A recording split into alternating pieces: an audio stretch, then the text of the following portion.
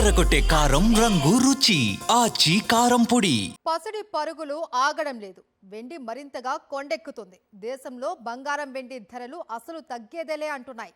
రోజుకో కొత్త రికార్డు సృష్టిస్తూ పైపైకి దూసుకెళ్తున్నాయి. పరిస్థితి ఇలాగే కొనసాగితే ఇక బంగారం కొనడం కలగానే మిగిలిపోతుంది అని ఆందోళన చెందుతున్నారు పసిడి ప్రియులు.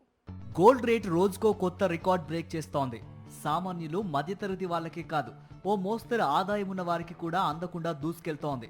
బులియన్ మార్కెట్లో తులం బంగారం ధర ఏకంగా 1,16,000 దాటింది. 24 క్యారెట్ల 10 గ్రాముల పసిడి ధర 920 రూపాయలు పెరిగి 1,16,400 రూపాయలకు చేరింది. 22 క్యారెట్ల బంగారం 10 గ్రాములపై 850 రూపాయల మేర పెరిగి 1,06,700 రూపాయలు పలుకుతోంది.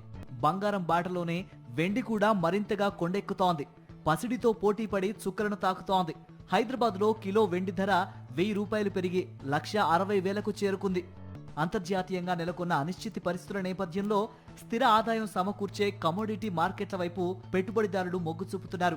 బంగారంపై పెట్టుబడులు పెట్టడానికి ఇన్వెస్టర్లు ఆసక్తి చూపిస్తున్నారు. దీంతో పసిడి పరుగులు తీస్తోంది.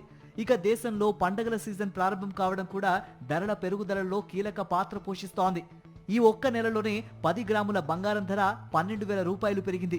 వెండి ధర 26,000కు పైనే ఎగబాకింది.